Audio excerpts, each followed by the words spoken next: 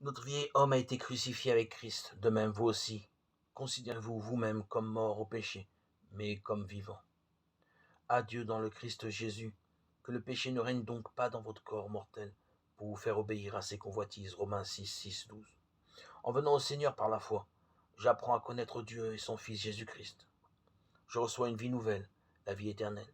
De ce fait, j'apprends aussi à mieux me connaître. Est-ce que je découvre ce que je découvre peut me décourager? En effet, non seulement j'ai commis des péchés, mais je constate qu'il y a en moi une mauvaise nature qui produit ces péchés. Comme croyant né de nouveau, j'ai une nouvelle nature animée par l'Esprit de Dieu pour faire le bien.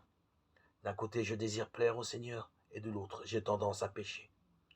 L'Évangile me donne le secret de la victoire. La mort de Christ qui a effacé mes péchés m'a aussi libéré de l'esclavage du péché qui est dans ma chair, mon ancienne nature. Ce péché a été condamné par Dieu à la croix, Romains 8, 13.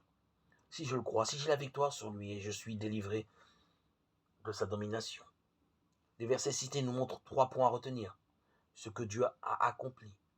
Notre vieil homme a été crucifié avec Christ. La conséquence, considérez-vous vous-même comme mort au péché. Cette libération est un fait accompli par Christ. L'application pratique, c'est que le péché ne règne donc pas dans votre corps.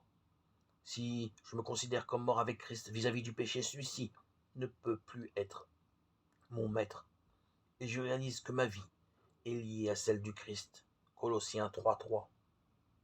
Je peux alors détourner les yeux du mal qui est en moi et vivre dans une étroite et heureuse communion avec mon Seigneur.